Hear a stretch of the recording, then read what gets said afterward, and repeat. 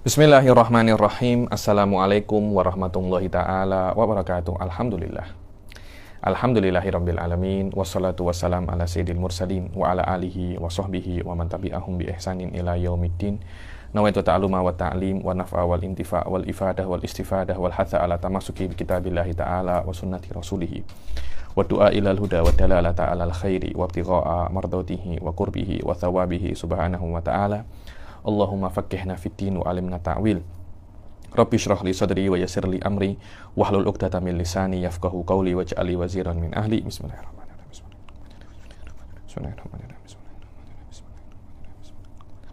Alhamdulillah. Alhamdulillah kita jumpa lagi setelah cuti lama sebab corona PKPP. Bismillah. Dan insyaallah dalam kesempatan ini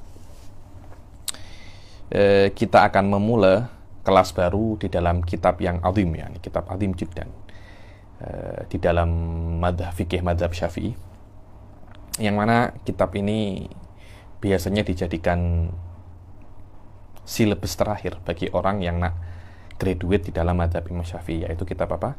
Minhajut Thalibin. Sebelum kita mulai Minhajut Thalibin, biasanya para ulama itu menyuruh kita untuk membaca kitab-kitab yang berkaitan tentang istilah-istilah Minhajut Thalibin. Sebenarnya istilah-istilah Minhaj itu sendiri sudah disebutkan oleh Imam Nawawi di dalam muqaddimahnya Minhaj. Akan tetapi untuk lebih memahami istilah-istilah ini, maka banyak sekali ulama itu mengarang kitab-kitab ini, kitab yang berkaitan tentang rumuz atau istilah-istilah Minhaj. Ada yang mengarang secara detail, ada yang mengarang secara kitab kitab yang independen, kitab asing tentang rumuzul minhaj. Ada juga yang diletakkan bab yang berkaitan tentang istilahat minhaj itu di kitab secara umum, seperti contohnya adalah kitab Matlabul Iqad yang membahas tentang mustalahat Imam Syafi'i secara umum, dan di dalamnya juga ada mustalahat Kitabul Minhaj Linawawi. Kenapa kok kitab mustalah Minhaj ini dibahas secara detail? Ya karena memang kitab ini banyak dibaca, mutadawal yakni ditarim yakat an la yakuna fatwa illa ala kitabil minhaj. Tidak mungkin fatwa kecuali dengan menggunakan kitab kitab Minhaj. Ada juga beberapa ulama yang mengarang kitab Minhaj, mengarang rumuzul Minhaj ini atau istilahat Minhaj ini secara independen, secara mustakil, secara asing daripada kitab-kitab yang lain. Di antaranya adalah Al-Ahdal dalam kitabnya Sulamul Muta'allimul Muhtaj, dan juga Sayyid Ahmad bin Abu Bakar bin Smith dalam kitabnya Al-Ibtihaj. Dan dua-duanya semuanya ada di dalam kitab Minhaj cetakan Darul Minhaj ini, yakni di belakangnya sini. Kalau Ibtihaj fi bayani istilahil minhaj ada pada page 663. Adapun kitab Sulam Muta'allimul Muhtaj ada pada page 609 karangan Ahmad Makairi Shumailih Al-Ahdal.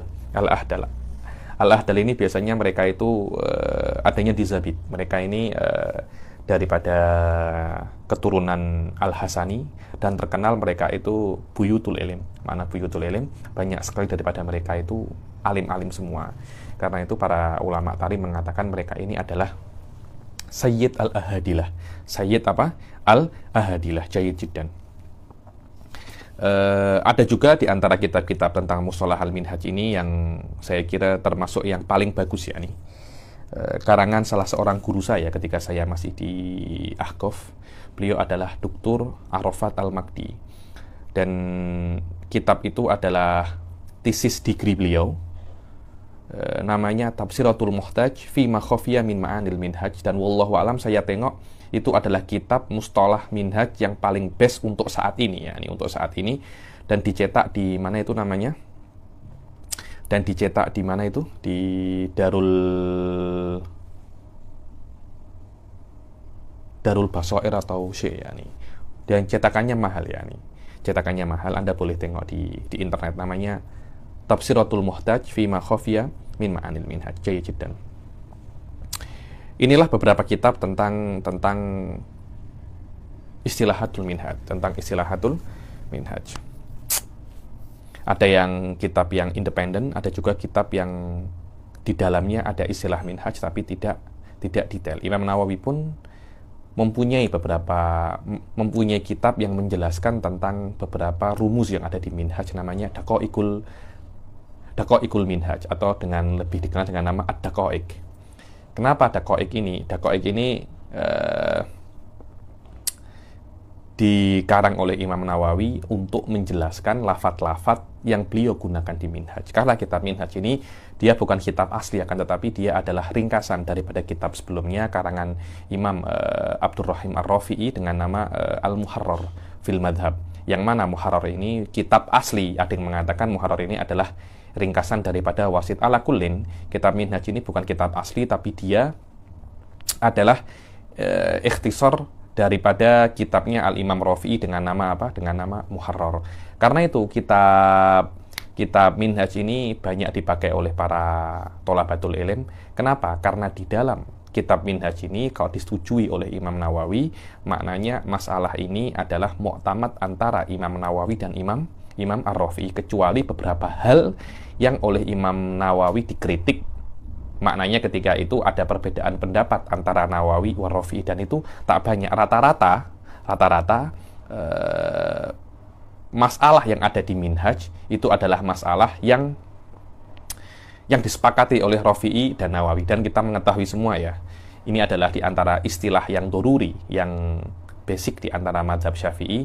Jika disebutkan syekhon di dalam mazhab Syafi'i, itu maknanya Al-Imam Nawawi wal Imam Ar-Rafi'i. Kalau di dalam di dalam hadis asy-syekhon muttafaqun alaihi syekhon, maknanya Al-Bukhari wa Muslim. Di dalam sahabat asy-syekhon maknanya Abu Bakar wa Umar. Karena kitabul minhaj ini mukhtasar daripada kitabul muharrar, maka rata-rata masalah yang ada di sini itu masalah yang disepakati oleh Imam Rafi'i dan Nawawi. Dan ketika Imam Rafi'i dan Nawawi itu sepakat, tidak ada yang bisa untuk tidak ada yang bisa untuk menyalahkannya, karena wallahu a'lam ya. Terlampau kuat dua orang ini, terlampau kuat. Bahkan orang sekaliber Ibn Hajar Romli tidak bisa untuk mengotak-atik, tidak bisa untuk mengintervensi apa yang sudah disepakati oleh Imam Rafi'i wa Nawawi. Bahkan ada beberapa orang, mungkin beberapa ulama, mencoba untuk mencari kesalahan di dalam masalah yang disepakati oleh Rafi'i wa Nawawi. Jumbo 1-2 disalahkan masalah itu, tapi puluhan ulama setelahnya mengatakan bahwasanya yang benar adalah yang disepakati oleh Rafi'i wa Nawawi. Masalah Anda ini yang Anda kira Anda benar, ternyata Anda itu salah, disebutkan dalil-dalilnya. Kenapa? Karena dua orang ini bukan orang yang calang-calang, bukan orang sembarangan. Mereka itu mengetahui madhab, memang benar-benar mengetahui secara detail.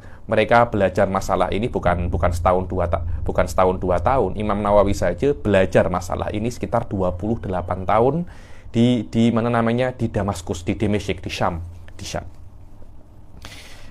Karena itulah minhaj Nawawi ini menjadi tolak ukur bagaimana kita itu memahami fikih Syafi'i. Bahkan menurut saya wallahu alam, yang mempunyai pengalaman sikit di dalam madhab Syafi'i ini, saya belajar madhab Syafi'i mungkin sejak umur saya 15 tahun di Malang, di Darut Tauhid. Saya menghatamkan Yaqutun Nafis dengan guru saya Ustaz Soleh Abdun.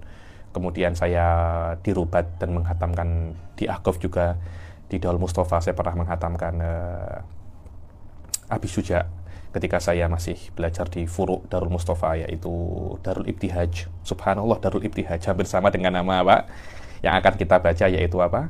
Al-Ibtihaj fi Bayani Mustalahil Minhaj. Kemudian di sana saya menghatamkan Abi Syuja, kemudian saya ke Ahqaf dan belajar Yaqutun Nafis untuk kedua kalinya, dan saya memulai belajar di Rubat Tarim, mulai daripada kitab yang bawah yaitu Muqaddimah Hadramiyah sampai saya bisa menghatamkan Minhajut Thalibin dengan guru saya Syekhul Syekhul Masyayikh wa Khatimatul Muhaqqiqin wal Mudaqqiqin Muhammad bin Ali Pauton, harfan-harfan min awalihi ila akhirih, yakni, dan saya alhamdulillah mendapat ijazah khotiyah minhu, dan setiap exam alhamdulillah saya mendapat peringkat pertama setiap exam minhaj, alhamdulillah walillahil hamd. Yani hampir semua kitab-kitab sepengetahuan saya di dalam apa namanya, di dalam fikih Syafi'i ini, terutama di dalam Sulamut Ta'lim yang ada di dalam Rubat Tarim, semua kitab itu sepertinya hanya digunakan untuk prepare, untuk kita itu belajar minhaj. Memang benar, minhaj ini adalah kitab yang mu'tamad dan dia tidak bisa untuk dipelajari langsung. Dia harus ada prepare yang sangat kuat sebelum kita membaca minhaj. Karena itu sebelum membaca minhaj kita sudah menghatamkan Yaqutun Nafis, kemudian kita membaca mantik. Semuanya itu hanya untuk prepare agar kita itu bisa memahami minhaj fahman hakikian, yang mari disebutkan bahwasanya di dalam kitab minhaj ini masail yang dhahirah saja ada 70.000 masalah, sedangkan yang mafhum tidak terkira, tidak terkira banyaknya, yakni apalagi orang-orang yang mensyarahkannya seperti Imam Ibn Hajar, War-Romli, Wal-Khatib, begitu pula Syarhul Mahalli, dan semuanya insya Allah akan kita baca di dalam kitab Al-Ibtihaj. Insya Allah kitab yang akan kita baca di dalam Musalahatul Minhaj ini adalah kitab Al-Ibtihaj fi Bayani Istilahil Minhaj, karangan As-Sayyid Al-Allamah Ahmad bin Abi Bakar bin Smith Al-Alawi. Kalau tak silap, beliau ini adalah guru daripada semua Abadilatus Sab'ah di Hadramut. Dulu ada satu masa di Hadramut itu ada 7 Abdullah,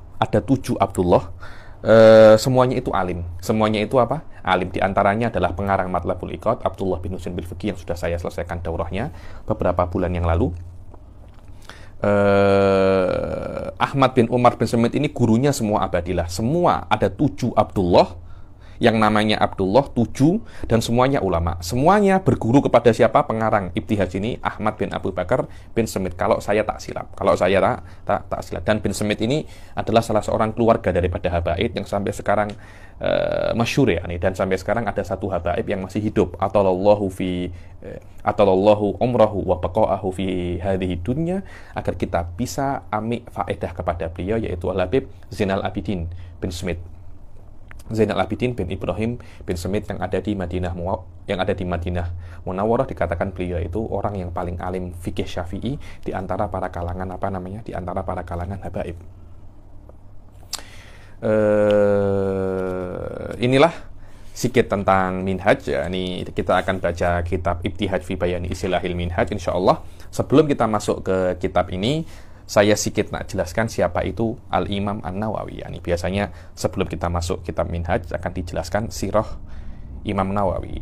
Imam Nawawi menurut saya lebih terkenal daripada apa yang kita kira. Yani hampir semua kitabnya dijadikan rujukan di dalam semua fan, di dalam tasawuf dijadikan rujukan, di dalam hadis dijadikan rujukan, di dalam segala hal Imam Nawawi dijadikan di dalam semua hal dijadikan rujukan, terutama di dalam bab-bab fikih ini Imam Nawawi juga dijadikan rujukan di dalam semua kitabnya, yakni hampir semua kitabnya Imam Nawawi dijadikan rujukan. Dan beliau itu adalah Asy'ariyul madhab, madhabnya adalah madhab Asy'ari, walaupun beliau tak suka mantik, walaupun beliau tak suka jidal, tak suka berdebat. Diriwayatkan beliau itu tak suka berdebat, dan beliau itu diantara orang yang mengharamkan mantik. Akan tetapi akidah beliau adalah akidah Asy'ariyul madhab.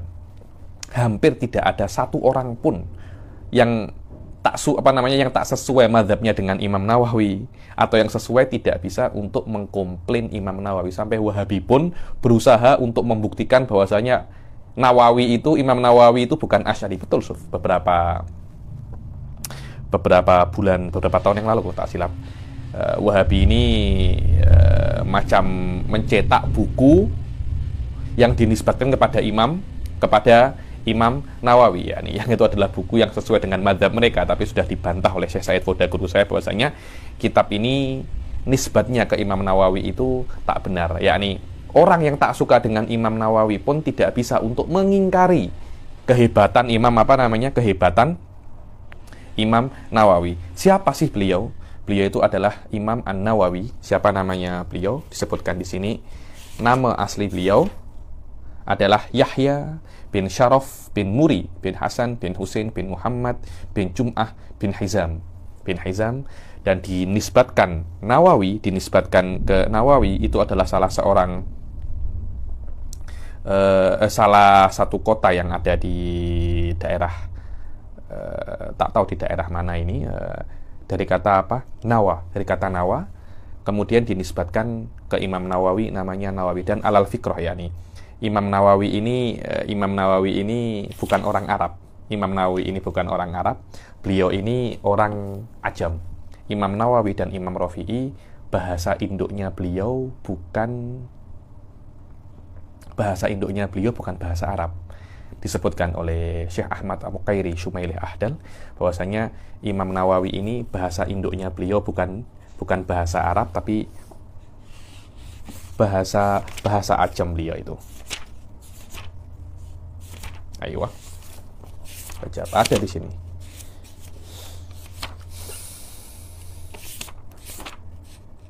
Ala kullin.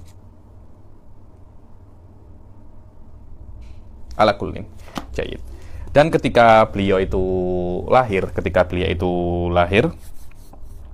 ayahnya itu orang yang bukan orang alim, ayahnya itu, kan tetapi ayahnya itu punya macam dukan, punya macam kedai, dan Imam Nawawi itu beberapa waktu itu menjaga kedai ayahnya untuk hidup, ya kan. Tapi ketika beliau itu menjaga kedai, malah tak menjaga kedai, malah waktunya itu digunakan untuk membaca Al-Quran.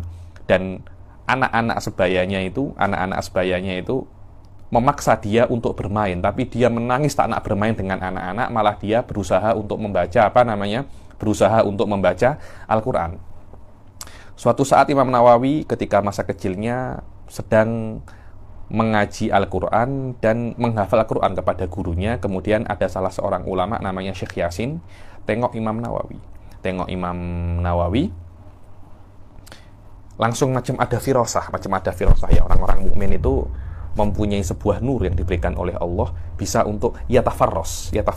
Karena itu dalam hadis dikatakan ittaqu firasatal mu'min fa innahu yanduru binurillah. Hati-hati dengan firasat orang mukmin, karena orang mukmin itu melihat dengan cahaya Allah Subhanahu wa taala. Biasanya kalau ada sesuatu yang pelik sikit, dia akan sadar. Syekh Yasin ini ketika tengok Imam Nawawi ketika masih muda, masih umur belasan, mungkin tak tahu, mungkin sebelum 10 tahun, mungkin 7 atau 8 tahun, ketika membaca Al-Quran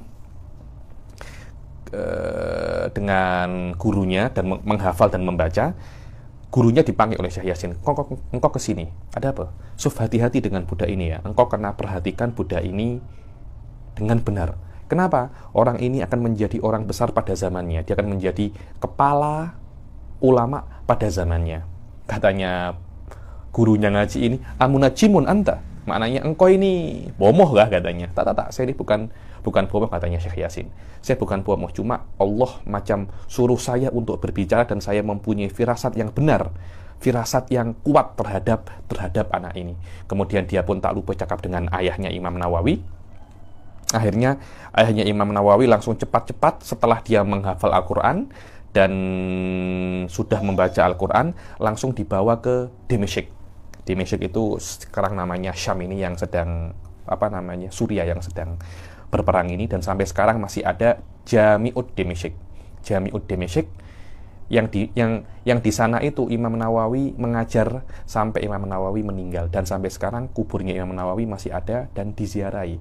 Di Jami' Damesyk ini katanya ada sebuah mimbar yang di sana itu yang boleh mengajar di sana hanya orang-orang yang alim pada zamannya. Maknanya orang yang paling alim di Damesyk pada saat itu hanya dia yang boleh mengajar di mimbar itu, dan orang terakhir yang mengajar di situ setahu saya adalah Syekh Syahid Syekh Ramadan Al-Buti, ketika beliau, maaf saya minum kopi biar tak mengantuk,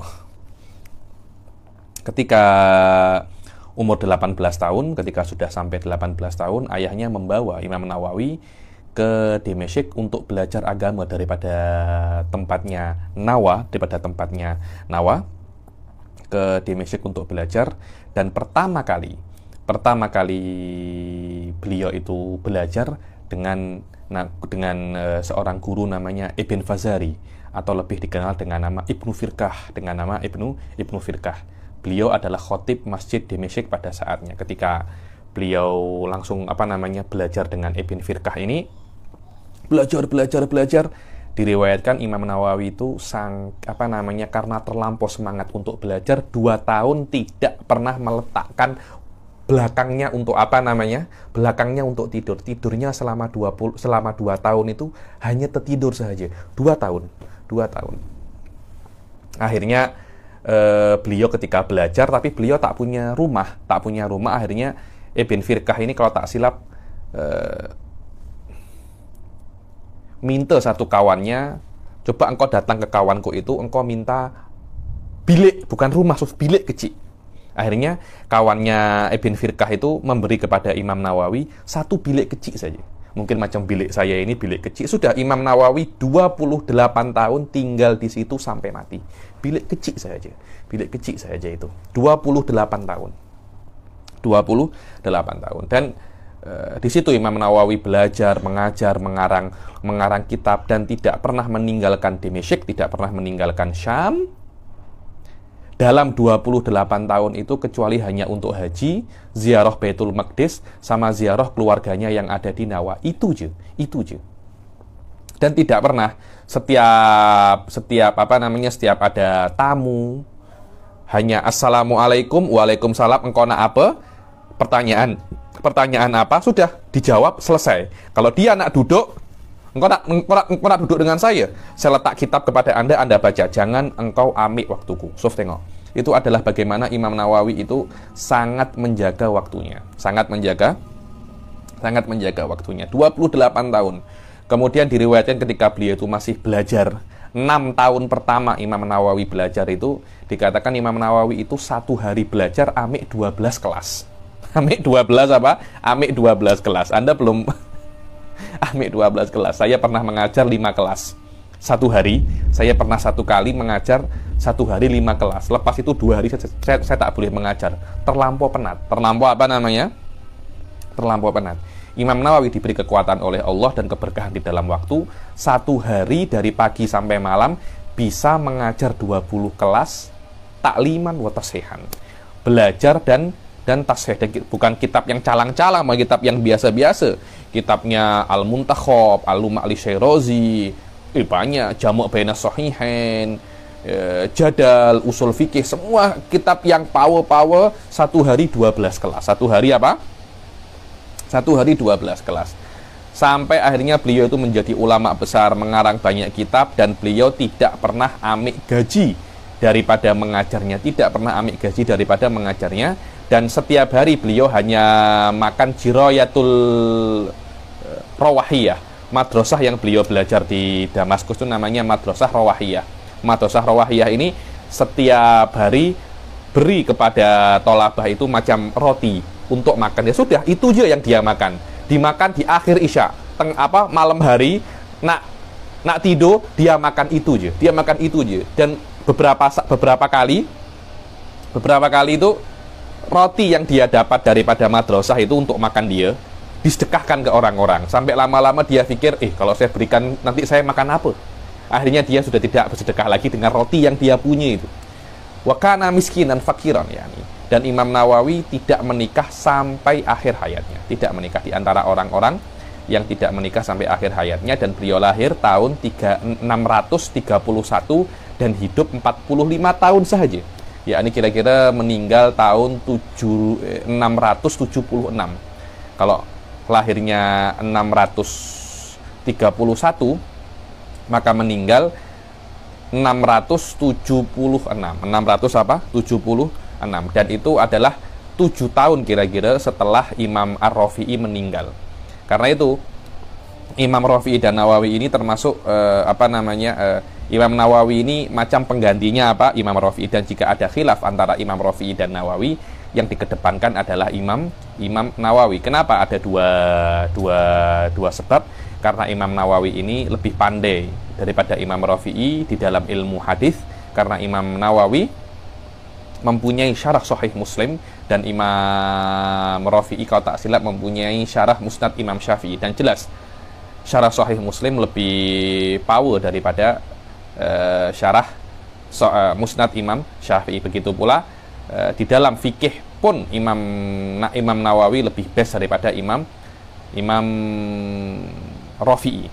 Dan diriwayatkan pula, dikatakan karomahnya Imam Nawawi lebih kuat daripada karomahnya Imam Rafi'i. Diriwayatkan bahwasanya Imam Nawawi ketika mengarang kitab, api tak ada, akhirnya yang menjadi api adalah jarinya, keluar cahayanya. Berbeza dengan Imam Ar-Rafi'i ketika beliau mengarang kitab, api padam, akhirnya yang memberi cahaya itu adalah pokok anggur. Para ulama mengatakan karomahnya Imam Nawawi lebih kuat daripada karomahnya Imam Rafi'i. Kenapa? Karena pokok anggur itu biasanya orang itu menyalakan api dengan kayu daripada pokok. Berbeza, tangan itu bukan sesuatu yang bisa dinyalakan api dengannya. Karena itu karomahnya Imam Nawawi lebih kuat daripada karomahnya Imam Rafi'i. Ini adalah kenapa para a'immah memilih Imam Nawawi daripada Imam Rafi'i. Dan karomahnya Imam Nawawi ini aktsar min antuhsa, dan manakibnya itu sangat banyak. Dan kitab yang paling best pasal manakib Imam Nawawi kalau Anda nak tawasuk, ada satu muridnya beliau namanya Ibnul Attar. Ibnul Attar ini menulis tentang manakibnya Imam Nawawi ini dengan sangat lengkap sekali, karena itu termasuk muridnya beliau yang paling pandai dan paling lama untuk yang paling lama mulazamah dan bersama dengan Imam Nawawi. Kalau Anda nak sedikit lebih simpel, Anda boleh tengok Tabaqatus Syafi'iyah Al-Kubra kalangan Tajuddin As-Subuki. Di situ Anda akan tengok bagaimana tentang manakib Imam An-Nawawi. Apalagi yang saya cakap pasal Imam Nawawi. Kitab karangannya banyak. Ada yang mukhtasar, ada yang tak mukhtasar. Tapi secara umum hampir semua kitabnya Imam Nawawi ini dijadikan referensi terhadap fan-fan yang ada di dalam yang ada pada fan-fan yang beliau karang. Ketika beliau mengarang fikih, ya kitabnya menjadi rujukan. Ketika beliau mengarang tasawuf, dijadikan rujukan. Itulah hebatnya Imam Nawawi. Itulah hebatnya Imam Nawawi. Dan beliau itu diriwayatkan beliau itu kalau makan, jadi kalau nak apa-apa, beliau itu hampir tidak pernah ambil gaji daripada mengajarnya. Terus bagaimana beliau nak makan? Kadangkala makan daripada ketika beliau masih tolabul ilm, ambil daripada khubus yang roti yang dibagikan oleh pondok Rawahiyah itu. Setelah beliau mengajar, beliau makan daripada roti kiriman ayahnya, roti dan tin sahaja itu. Dan beliau tidak pernah makan buah-buahan daripada Syam pada waktunya. Kenapa? Karena beliau tengok bahwasanya di kebun-kebun yang ada di Syam itu ada semacam syubhat. Syubhat. Karena itu beliau beliau tak nak makan. Dan Imam Nawawi ini memang sudah ada keistimewaan sejak kecil. Diriwayatkan itu ketika beliau itu umur 3 tahun, 4 tahun, malam 27 Ramadan, beliau tertidur, tiba-tiba terbangun, dan ayahnya dibanguni. Ayah, ada apa? Kenapa saya tengok tiba-tiba rumah ini terang sangat? Apa ini? Semua satu rumah bangun semua, tak ada yang terang. Di situ ayahnya faham bahwasanya malam ini adalah malam Lailatul Qadar. Memang sejak daripada kecil sudah tampak bagaimana karomah dan fadilah Imam Nawawi. Tapi bukan maknanya Imam Nawawi itu sudah mulai tampak kecilnya sudah nak jadi imam kemudian dia tak belajar. Tak, beliau belajar dengan sangat bersemangat. Tak macam kita, 1 minggu 1 kali belajar, cutinya beberapa bulan. Tak macam kita. Imam Nawawi 28 tahun tak pernah cuti. Tak pernah cuti. Dan diriwayatkan beliau itu haji, ada yang cakap 1 kali dan ada yang cakap 2 kali. Ketika beliau haji, mulai keluar daripada Damaskus, demam sampai hari Arafah. Dan kata ayahnya, ketika beliau itu demam tidak pernah mengeluh sama sekali. Sampai beliau Sampai beliau selesai haji tidak pernah mengeluh sama sekali, dan beliau haji tak silap umurnya itu 22 tahun atau 23 tahun. Dan ada yang mengatakan bahwasanya Imam Nawawi haji 2 kali, tapi macam saya tengok jumhur mengatakan Imam Nawawi itu haji hanya 1 kali saja. Dan Imam Nawawi kalau kita tengok umurnya yang singkat hanya 45 tahun, tapi tengok semua karangannya menjadi referensi di dalam apa namanya, di dalam bidangnya. Bagaimana kalau Imam Nawawi hidup sampai 80 tahun, sampai 60 tahun, apa yang nak beliau buat ya nih. Karena itu diriwayatkan juga Imam Syafi'i itu umurnya singkat, umurnya itu hanya 54 tahun, 55 tahun aja Imam Syafi'i itu. Kenapa? Karena ada satu orang dari mazhab Maliki yang beliau itu dakwanya doanya itu terkabul, meminta kepada Allah untuk mencabut nyawanya Imam Syafi'i. Kenapa? Karena kalau Imam Syafi'i itu dibiarkan hidup lebih lama, takut mazhab Imam Malik itu akan habis. Kenapa? Karena dulu ketika Imam Syafi'i sebelum masuk Mesir, hampir semua Mesir itu mazhabnya Maliki. Ketika Imam Syafi'i masuk Mesir, dibabat habis Maliki mazhab ini, dibabat habis, dihabiskan semua, tinggal sikit ya di Soidul Mesir mazhabnya Maliki, tapi sudah majority orang-orang Mesir sekarang mazhabnya Syafi'iyul mazhab, yakni Syafi'iyul mazhab. Kalau Imam Syafi'i hidup lebih lama lagi, saya tak tahu, mungkin tidak akan ada madzhabul arba'ah, hanya ada mungkin 2 mazhab atau 3 mazhab sahaja, karena powernya Imam Syafi'i. Begitu pula Imam Nawawi. Yani inilah sedikit tentang manaqib dan sirah Imam Nawawi. Sekarang kita akan langsung masuk di dalam kitab Al-Ibtihaj fi Bayani Istilahil Minhaj. Muqarrarnya kita akan baca kitab ini, insyaallah, kitab Ibtihaj ini, dan nanti ada beberapa mawadi yang saya anggap penting, dan nanti akan saya jelaskan mana safhah berapa. Kita akan baca daripada kitabnya Syekh Ahmad Shumailih Al-Ahdal, Ahmad Muqairi Shumailih Al-Ahdal, Sulam Muta'alimil Muhtaj. Di sini karena ada beberapa tempat saya kira sangat penting sekali hal-hal yang berkaitan tentang tentang minhaj ini. Karena kita nak belajar fikih Syafi'i secara mendalam, kita kena mengetahui beberapa hal ya nih, tentang bagaimana fikih ini terbina, ulama-ulamanya, kitab-kitabnya. Hal-hal semacam itu tidak boleh kita tak tahu, minimum telinga kita pernah mendengarnya walaupun sekali. Akhirnya ketika kita mendengar yang kedua kali, kita macam, ini macam saya pernah dengar nih, tapi di mana? Minimum seperti itu. Minimum seperti itu. Jangan sampai hal-hal semacam ini tidak pernah kita dengar. Insya Allah kita akan mulai. Bismillahirrahmanirrahim. Masih 30 menit. Bismillahirrahmanirrahim. Alhamdulillahil muwaffiq al-mu'in, wassalatu wassalam ala sayyidina Muhammadin imamil muttaqin wa rasuli rabbil alamin wa ala alihi thayyibin wa ashabihil akramin wa tabi'ihim bi ihsanin ila yaumiddin wa ba'd. Fahadha bayan istilahil Imam Yahya An-Nawawi rahimahullah fi kitabih Minhajut Talibin. Nama kitab Minhaj itu apa namanya? Minhajut Talibin wa Umdatul Muftin. Fi fiqh Syafi'iyah. Fikih Syafi'iyah alladzi ikhtasarahu minal muharrar lirrafi'i. Dan kitab ini, kitab Minhajut Talibin ini bukan kitab asing, akan tetapi kitab yang diikhtisar, kitab yang diringkas daripada kitab Imam Ar-Rafi'i. Ma'ama dhammahu ilaihi minan nafa'is al-mustajadat. Dibilang kitab Minhaj, di antara keistimewaan kitab Minhaj, walaupun dia itu kitab ringkasan, tapi maknanya lebih banyak daripada muharrar. Sampai dikatakan kitab Minhaj itu walaupun ringkasan, tapi dia itu macam syarah dan penjelasan bagi kitab muharrar. Pelik kan? Jadi dia lebih sedikit daripada muharrar, tapi maknanya lebih banyak daripada muharrar. Itulah yang namanya mukhtasar wal matan. Dan Minhaj itu mudah. Sampai dikatakan ketika kitab Minhaj ini keluar, orang-orang tarim itu mengatakan fakuhal bakolun. Fakuhal bakolun itu maknanya penjual kedai-kedai runcit menjadi fakih. Kenapa? Karena ada kitab Minhaj, karena ada kitab Minhaj, sekarang kitab Minhaj menjadi kitab yang paling susah bagi kita ya, yang sampai orang-orang Tarim itu mengatakan kalau ada orang boleh faham Minhaj lafdon wa maknan, mantukan wa mafhuman, kita kena kendurikan dia. Benar, kita kena kenduri. Kenapa? Karena orang ini bisa kita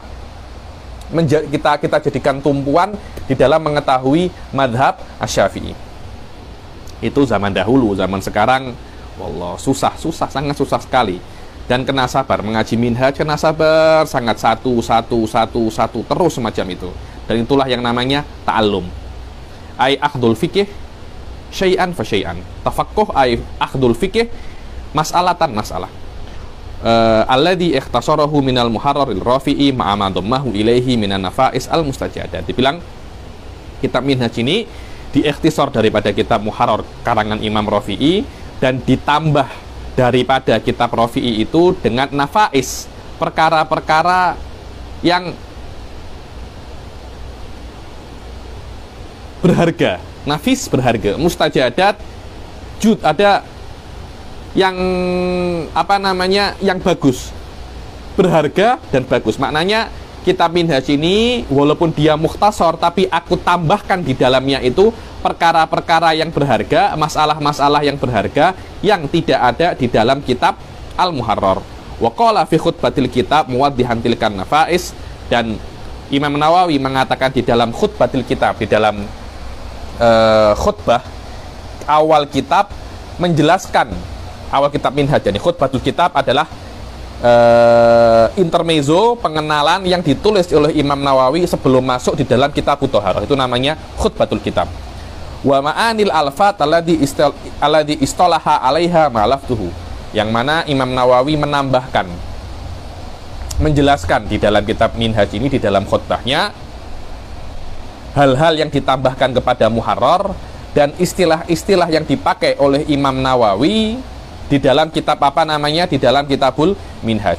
Ini saya baca aja sampai halaman setelahnya ila anqol. Ini saya baca aja karena semuanya akan dijelaskan setelah itu di dalam kitab ini. Bismillahirrahmanirrahim. Minha at-tambih ala quyudin fi ba'dil masail hiya minal asli mahdhufat. Wa minha, dibilang di antara nafais mustajadah itu ada quyud. Quyud itu maknanya catatan yang tidak disebutkan di dalam Muharrar. Tapi itu diperlukan. Kalau tidak ada catatan itu, kita tidak akan bisa memahami masalah dengan benar.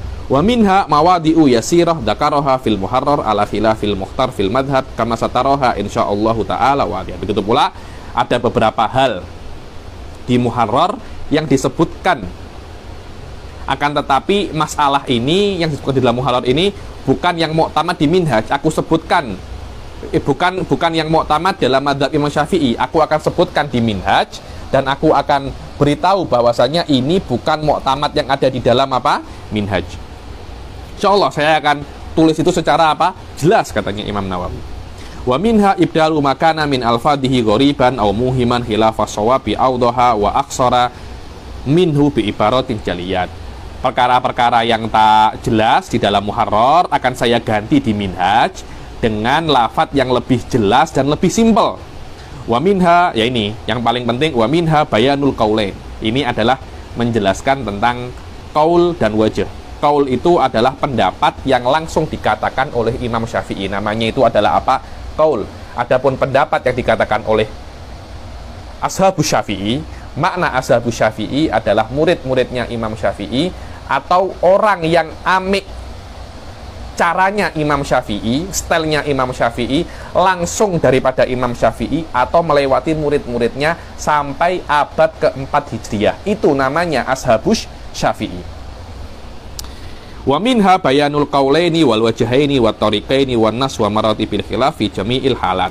Dan di antara yang ada perkara-perkara yang kutambahkan dari Muharrar di dalam Minhaj ini adalah menjelaskan makna qaulain, wajhain, tariqain, wan nas wa maratibil khilaf, dan level-level khilaf di semua kondisi. Fa haitsu aqulu fil adhar awil masyhur fa minal qaulaini awil aqwal. Fa in qawiyal khilaf qultul adhar wa illa fal masyhur. Ini saya baca aja karena akan dijelaskan sekejap lagi. Wa haitsu aqulu al asah awis sahih faminal wajhaini awil aujuh fa in qawiyal khilafu qultu al asah wa illa fasahih wa haitsu aqulu al madhhab faminat tariqaini awit turuq wa haitsu aqulu nas fa huwa nasu Syafi'i rahimahullah wa yakunu hunaka wajhun dhaif aw qaulun mukharraj wa haitsu aqulu al jadid fal qadim khilafuhu awil qadim aw fi qaulin qadim fal jadid khilafuhu wa haitsu aqulu qila wa haitsu aqulu wa qila kadza fa huwa wajhun dhaif wa sahih awil asah khilafuhu wa haitsu aqulu fi qaulin kadza farrajih khilafuhu wa minha masailu nafisatun adummuha ilaihi yang bagi an la yukhlal kitabu minha wa aqulu fi awwaliha qultu wa fi akhiriha wallahu a'lam. Dan di antara hal-hal yang ditambahkan oleh Imam Nawawi dalam Muharrar adalah masalah-masalah yang tidak disebutkan di dalam Muharrar, tapi itu adalah masalah penting.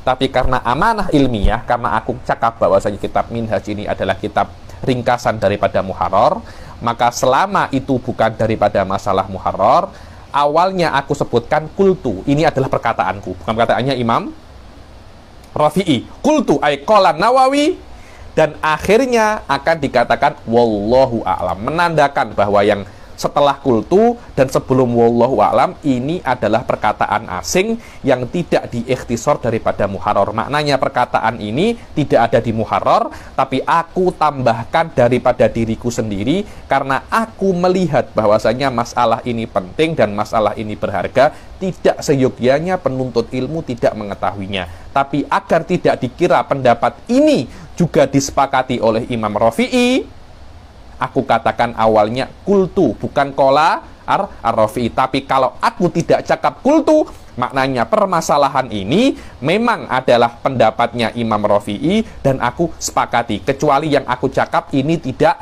benar. Dan semuanya insya Allah akan kita tengok satu persatu misal ini di dalam kitab ini. Dan ketika kita masuk Minhaj, di dalam kita masuk di dalam apa namanya, di dalam kitab Minhaj, kita akan tengok bahwasanya ada beberapa masalah yang memang Imam Rafi'i cakap sebuah hukum dan Imam Nawawi tak setuju. Kalau Imam Nawawi tak setuju, biasanya Imam Nawawi cakap kultu untuk menunjukkan bahwasanya engkau cakap Rafi'i, aku pun tak setuju.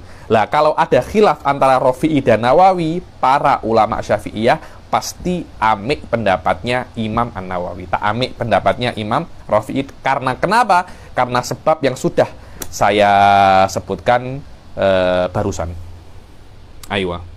Wa qauluhu, tengok ya, wa qauluhu. Ini yang disebutkan ini dari mulai wa minha at-tambih ala quyudin fi ba'dil masail sampai ila anqal wa qad apa namanya?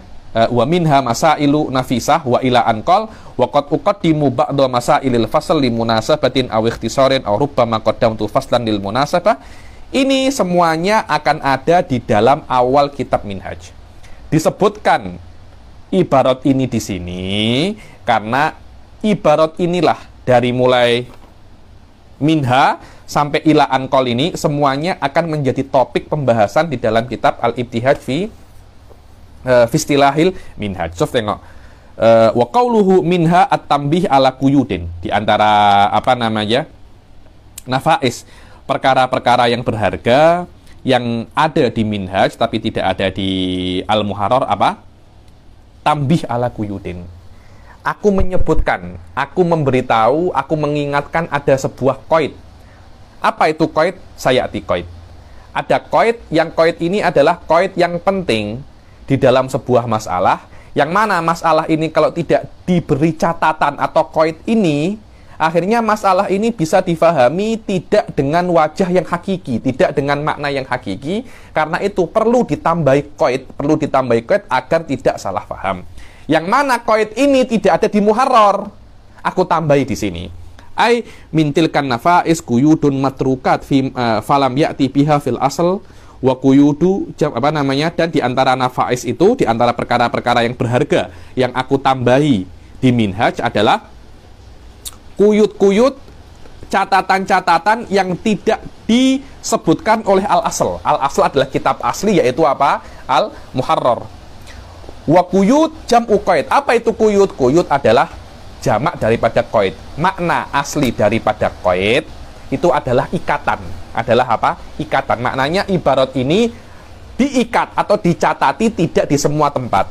Di dalam istilah, qaid itu untuk jamak, untuk mengumpulkan masalah-masalah yang tercecer, yang bersepah di qaid. Atau liman in, itu dijamin itu untuk mengumpulkan masalah-masalah yang bersepah. Liman in untuk menghalangi masalah yang bukan masuk di dalam hukum ini untuk masuk. Karena itu di qaid. Karena itu apa? Di qaid. Kalau contohnya lah ya, contohnya macam ini. Menyentuh perempuan itu membatalkan wudu. Masalah ini, masalah yang tidak benar sebenarnya. Menyentuh perempuan membatalkan wudu. Harus ada qaidnya. Apa qaidnya? Tidak semua perempuan membatalkan wudu. Perempuan ajnabiyah, yang bukan mahram, perempuan yang asing. Kata-kata ajnabiyah ini harus disebutkan. Kenapa? Kalau tidak disebutkan, orang-orang akan mengira menyentuh mahram pun yang perempuan membatalkan wudu. Saya menyentuh akak saya menyentuh emak saya, tidak membatalkan wudu. Menyentuh istri Habib, ya istri membatalkan wudu. Menyentuh istri membatalkan wudu, tapi dia kan halal Habib. Loh, memang karena dia halal, dia bukan mahram. Kalau dia mahram tidak bisa menjadikan tidak bisa menjadi istri Anda, tidak bisa menjadi istri Anda. Kata-kata ajnabiyah ini itu namanya qaid. Itu namanya qaid. Kenapa? Untuk menjaga agar masalah ini tidak difahami dengan salah. Karena kalau hanya kalimatnya itu menyentuh perempuan membatalkan wudu, orang-orang akan mengira menyentuh perempuan yang mahram pun juga membatalkan wudu. Kenapa? Karena mahram kita yang perempuan juga perempuan. Karena itu harus ada qaid. Qaid ini untuk apa? Untuk mengumpulkan masalah-masalah yang bersepah dan untuk melarang, untuk menghalangi masalah-masalah yang bukan di dalam hukum ini untuk masuk. Contohnya, kata-kata ajnabiyah untuk mengumpulkan semua afrod ajnabiyah dan untuk menghalangi wanita yang bukan ajnabiyah untuk masuk di dalam hukum membatalkan wudhu dengan menyentuhnya. Atau kadang-kadang yang namanya qaid ini diletakkan untuk menjelaskan realitas saja. Itu saja. Bilang, apa itu bayanul waqi'? Bayanul waqi' itu kalau di dalam usul fikih namanya kharaja makhrajul ghalib. Kharaja makhrajul ghalib. Dibilang di antara mahram yang tidak boleh dinikahi adalah robaib. Robaib adalah anak tiri. Wa robaibukumul lati fi hujurikum. Dibilang, dan di antara orang yang tidak batal wudunya dengan kalian adalah anak adalah anak daripada istri Anda. Seorang laki-laki menikah dengan janda punya anak perempuan. Lah, anak perempuan ini namanya anak tiri. Anak perempuan ini adalah anak tiri. Anak tiri ini tidak batal dengan ayah tirinya. Tidak batal dengan ayah tirinya. Al-Quran dikatakan, dibilang anak tiri yang ada di dalam asuhan kalian atau ada di dalam rumah kalian. Maknanya kalau orang boleh paham, maknanya anak tiri yang tidak ada di dalam asuhan ayah tiri atau anak tiri yang tidak ada di dalam rumah ayah tiri bukan mahram. Tidak seperti itu. Kata-kata fi hujurikum itu untuk menjelaskan realita. Karena biasanya anak tiri itu diasuh oleh ayah tiri. Bukan maknanya itu ada mafhumnya. Itulah yang namanya bayanu waqi'. Bayanu waqi' tidak ada jamak atau mana. Cuma menjelaskan realita yang ada. Dia tidak ada mafhumnya. Itulah yang namanya apa? Qaid. Maji'a bihi li jam'in au man'in au bayani waqi'. Famintil kal quyut qauluhu fil jinayat. Tengok. Ini contohnya apa sih di antara kuyut-kuyut yang ada di dalam minhaj tapi oleh Muharrar tak disebutkan.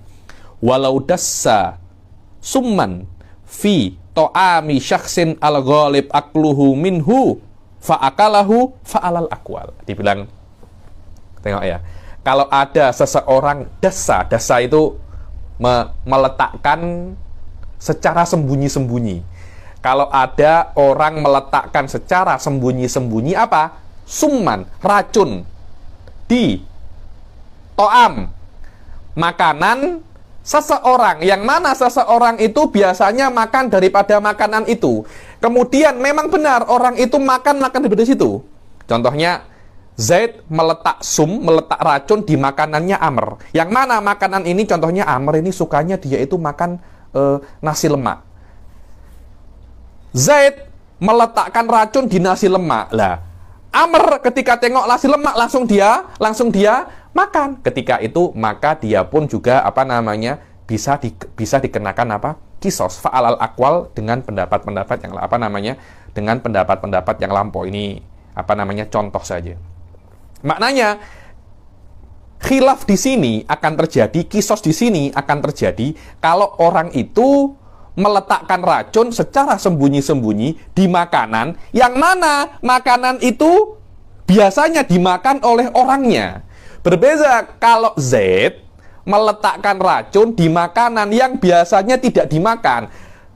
Saya tak suka patin tempoyak. Saya tak suka. Saya ketika tengok patin tempoyak itu saya macam tak boleh makan. Banyak kan orang-orang itu tak boleh makan makanan. Saya tak boleh makan patin tempoyak. Orang nak racuni saya. Kemudian bagaimana cara dia meracuni? Dia letak di makanan patin tempoyak. Loh, orang itu tahu saya tidak akan makan patin tempoyak, tapi dia nak coba nasib dia mungkin nak racuni saya, letak di patin tempoyak ini. Kemudian saya makan. Di situ yang meletak, terus subhanallah ketika sudah diletak racun di patin tempoyak, subhanallah ketika itu saya makan. Biasanya saya tak makan patin tempoyak, tapi ketika itu, ini patin tempoyak macam sedap, saya makan. Lah, di patin tempoyak sudah ada racunnya. Ketika itu orang yang letak racun tidak wajib kisos. Berbeza dia suka patin tempoyak, di situ dia wajib kisos. Ada perbezaan antara makanan yang biasa dimakan dan makanan yang tak biasa dimakan. Di Muharrar, kata-kata al-ghalib akluhu tak diletakkan. Minhaj, Imam Nawawi faham, masalah ini ada kuyut yang kena diletakkan. Karena itu kena diletakkan agar orang tidak salah faham. Kemudian mengatakan meletakkan racun di makanan yang biasa dimakan atau tidak biasa dimakan, hukumnya apa? Hukumnya sama. Agar tidak salah faham seperti itu, diletaklah al-ghalib akluhu minha. Wal muharrar, dibilang wal muharrar lam yuqayyid bil ghalib bal atlaqa faqala law dassa summa fi ta'ami ghairihi falam yuqayyid bil ghalib kama fa'ala fil minhaj. Dibilang di dalam muharrar dia tak cakap al ghalib akluhu minha, dibilang langsung aja, dibilang kalau dia letak makanan di makanan orang lain, kemudian orang lain makan, maka dia kena kisos. Masalah tak semacam itu. Ada tafsilnya, ada detailnya. Masalah itu kena didetailkan lagi. Beza antara makanan yang biasa dimakan dan tak biasa dimakan. Imam Nawawi faham. Loh, maknanya Imam Rafi'i tak faham masalah ini kan? Faham. Cuma mungkin mungkin Imam Rafi'i tak letak ibarat itu karena beliau mengira masalah ini sudah jelas. Wallahu alam. Wa qauluhu wa minha mawadi'u yasirah ay minan nafais mawadi' yasirah dzakaraha fil muharrar ala khilafil muhtar ay ar-rajih wa hiya nahwil khamsin. Dibilang dan ada mawadi'u yasiratun, ada beberapa tempat yang disebutkan di dalam muharrar itu tak mu'tamad. Ada sekitar 50 masalah. Sikit sih itu, 50 masalah. Di Minhaj ada sekitar 18 atau 20 masalah dibilang masail ghairu mu'tamadah fil Minhaj, karangan guru saya Sayyid Mustafa bin Smith. Nanti saya tengokkan Anda. Nanti saya tak tahu ya masih ada PDF-nya atau tak, tapi saya ada. Kitabnya saya ada. Itu perlu kalian punya untuk menjadi referensi ketika masalah-masalah itu ghairu mu'tamad. Nanti akan saya jelaskan bahwasanya masalah ini ghairu mu'tamadah fil Minhaj. Ada 20 atau berapa ya nih. Jadi di Muharrar ada sekitar 50 masalah yang tak mu'tamad. Sof daripada 70.000 hanya 50 yang tak muktamad, sedikit sangat itu, sedikit sangat. Ya namanya manusia ya, tak ada yang sempurna, pasti ada yang tersilap. Bismillah. Selama Anda bukan nabi, pasti pernah tersilap. Lah, Imam Nawawi tengok tempat-tempat yang tersilap itu, Imam Nawawi langsung mengingatkan dan membetulkan di dalam kitabnya apa? Membetulkan di dalam kitabnya Minhaj. Asbataha fil muharrar ala khilafir rajih fal mukhtar huna bimakna rajih kama sarraha bihi syurrah. Dibilang kan ibaratnya macam ini kan. Wa minha mawadi'u yasirah dzakaraha fil muharrar ala khilafil mukhtar fil madzhab. Dan ada beberapa tempat di dalam muharrar yang dia itu bertentangan dengan mukhtar fil madzhab. Kata-kata mukhtar itu mempunyai dua makna. Anda kena paham ya. Mukhtar itu maknanya yang kuat di dalam madzhab Syafi'i, itu makna. Ada makna lagi. Makna mukhtar di dalam kitab-kitab fikih Syafi'i itu adalah apa yang dipilih seorang ulama berkaitan tentang dalilnya. Bukan berkaitan tentang yang kuat di dalam madhab. Ada beberapa, contohnya Imam Nawawi memilih beberapa pendapat tengok daripada dalil. Lah, kalau Imam Nawawi memilih beberapa madhab, memilih beberapa masalah hukum masalah tengok dengan dalilnya, tengok daripada dalilnya, tidak tengok daripada apakah masalah ini dikuatkan oleh jumhur, itu namanya apa? Mukhtar. Dan mukhtar itu bukan mu'tamad fil madhab. Bukan mu'tamad fil madhab. Karena ini adalah madhab Syafi'i. Imam Nawawi tidak berhak untuk menisbatkan pendapatnya ke dalam madhab Imam Syafi'i. Imam Nawawi tidak mempunyai kemampuan yang cukup untuk menjadikan pendapatnya adalah sebagai wujuh seperti pendapatnya Qofal, Asyasi, atau Mirwazi, atau Masarjisi. Tidak mempunyai kekuatan untuk itu. Karena itu mukhtar di sini maknanya bukan yang dipilih oleh Imam Nawawi berdasarkan dalil, bukan itu, tapi adalah yang dianggap kuat menurut madhab. Karena ada beberapa masalah Imam Syafi'i tengok dalil tapi tak ambil, karena ada beberapa sebab Imam Nawawi tak tengok. Atau Imam Nawawi ketika tengok dalil, Imam Nawawi tengok dalil ini lemah, ulama setelahnya tengok dalil ini kuat, kemudian amik dengan berdasarkan dalil ini bertentangan dengan apa yang diamik oleh Syafi'i. Apa yang diamik oleh ulama itu berdasarkan dalil yang dilemahkan oleh Imam Syafi'i, tidak bisa dinisbatkan kepada mazhab Imam Syafi'i.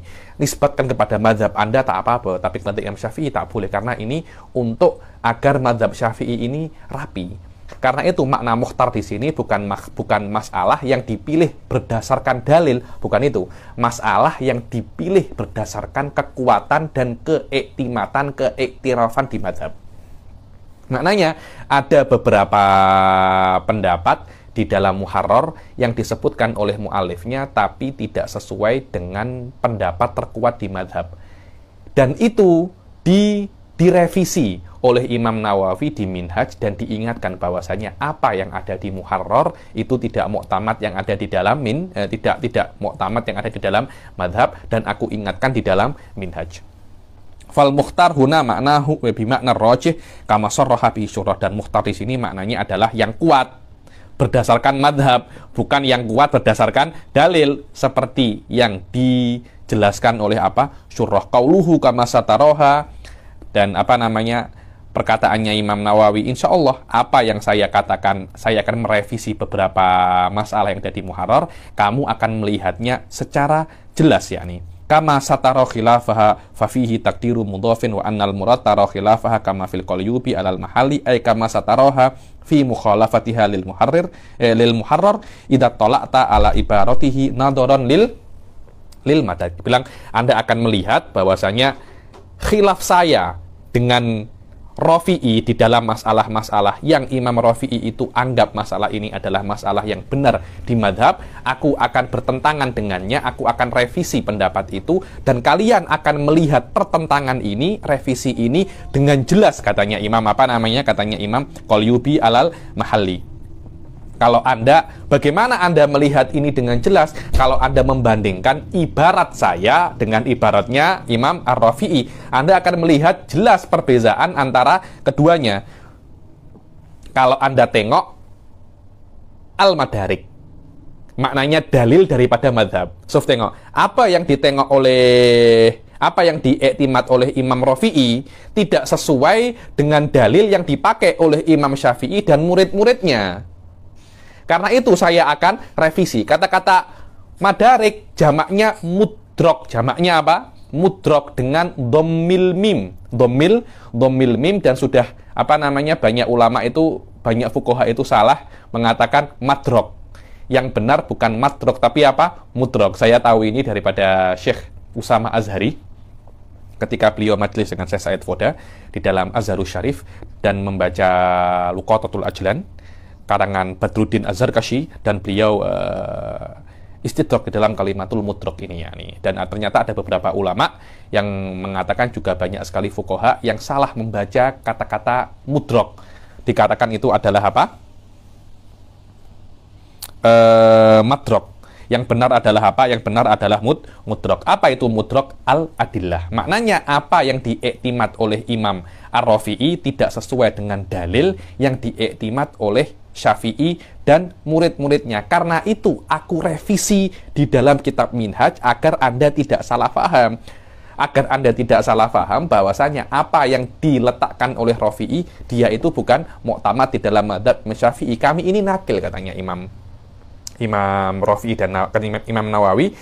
Saya dan Imam Rafi'i di dalam kami ini di dalam dua orang kami ini, Rafi'i wa Nawawi, kami ini di dalam satu derajat namanya mujtahidul fatwa. Apa itu mujtahidul fatwa? Mujtahidul fatwa adalah sebuah derajat di dalam madzhab Syafi'i, yang mana di dalam derajat itu kami bisa untuk memilih dari beberapa pendapat. Jadi contohnya dalam masalah ini ada 5 pendapat. Kami bisa untuk mentarjih salah satunya. Nah, dari 5 pendapat ini contohnya Imam Rafi'i mentarjih yang nomor 1. Saya Nawawi tengok yang nomor 1 ini tak muktamad. Dia tidak sesuai dengan kaidah umum dan dalil yang kuat di dalam madhab. Karena itu saya pilih di nomor yang 2. Lah, ini nanti Anda akan tengok secara jelas kalau Anda bandingkan antara ibarat saya dan ibarat Imam Ar-Rafi'i, kata Imam Nawawi seperti itu. Tapi kami Rafi'i wa Nawawi tidak berhak untuk menambah pendapat lain. Sudah ada 5 pendapat, saya nak tambah pendapat yang ke-6. Tak boleh. Karena derajat saya tidak sesuai, tidak sampai dengan derajat para azhabus Syafi'i yang pendapatnya bisa dianggap wujuh atau akwal. Karena madhab Syafi'i semuanya terdiri daripada wujuh dan madhab. Apa itu wujuh? Wujuh adalah pendapatnya murid-muridnya Imam Syafi'i langsung atau tidak langsung sampai abad ke-4 Hijriah, abad ke-4 Hijriah. Akwal adalah pendapatnya Imam Syafi'i langsung. Itulah madhab Syafi'i dan lawazimul madhab ini. Lah, ketika Imam Syafi'i pernah meletakkan mengatakan 2 pendapat, 3 pendapat, 5 pendapat. Ashab pun sama, ada ashab murid ini tak sesuai dengan murid ini, ada beberapa pendapat. Kami hanya mampu untuk tengok di antara pendapat ini mana yang lebih kuat. Itu aja.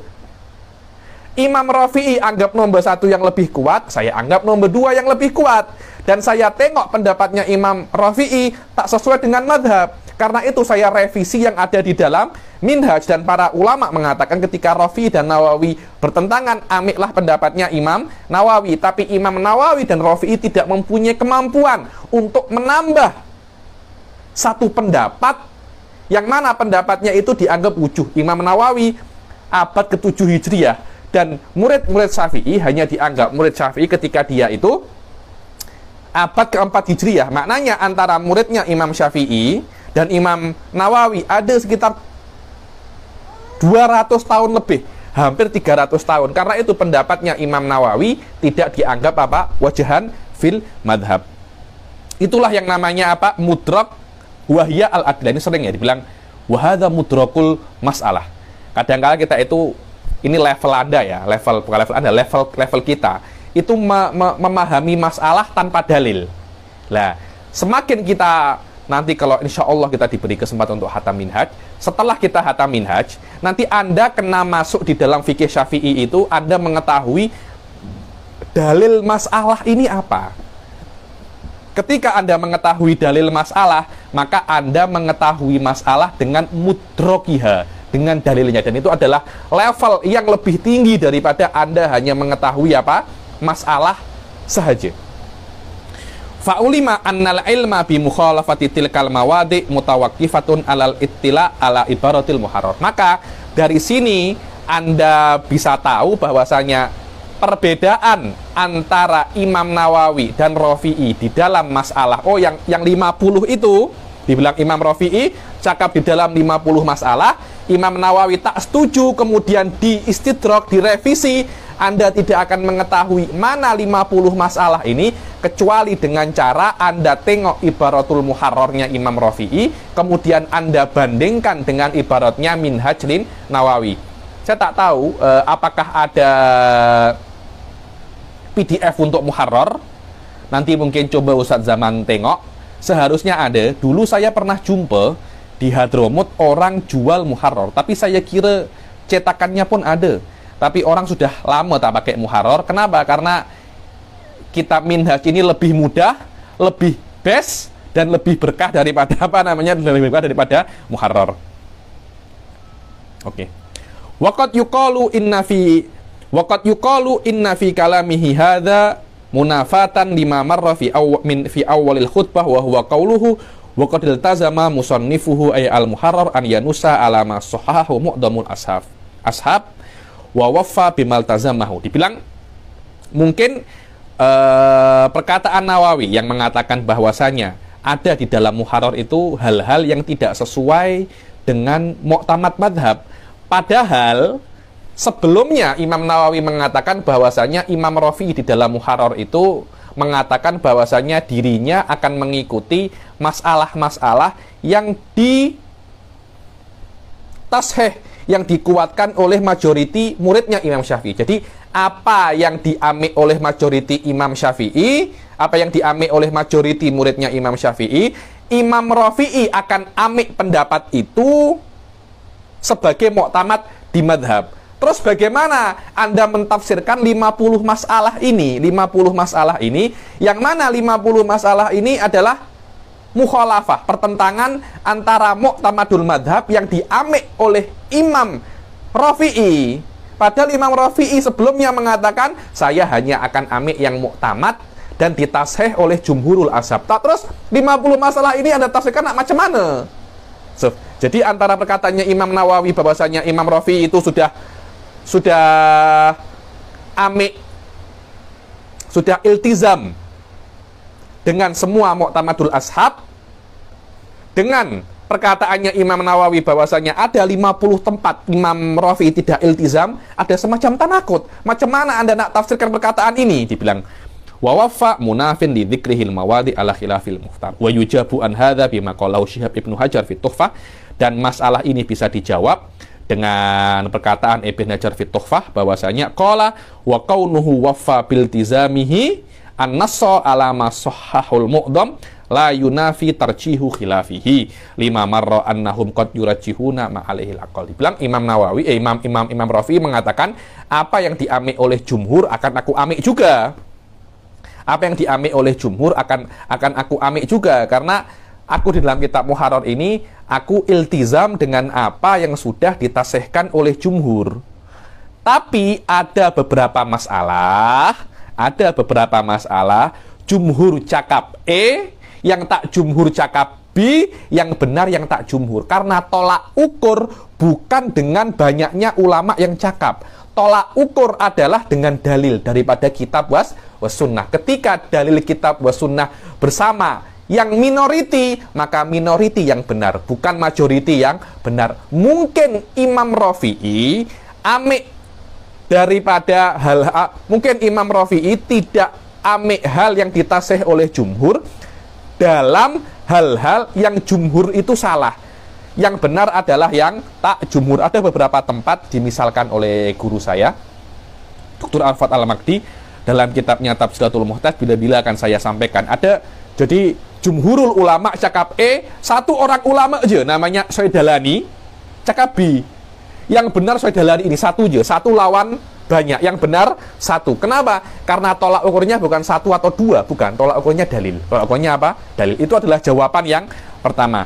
Jawaban yang kedua adalah Imam Rafi'i mengatakan beliau akan amik yang muktamad saja. Hanya amik yang perkara yang ditasih oleh jumhur setahu dia. Maknanya 50 masalah ini sudah keluar daripada kemampuan dia dan ilmu dia. Ya, dia tak bohong. Saya akan amik muktamadnya mazhab Syafi'i yang ditasihkan oleh jumhur setahu saya, dan saya tak tahu 50 ini tidak muktamad dalam mazhab Syafi'i. Ya jangan salahkan saya salah kalau saya tahu tapi saya tak amik. Saya tak tahu. Bagaimana Anda nak salahkan saya?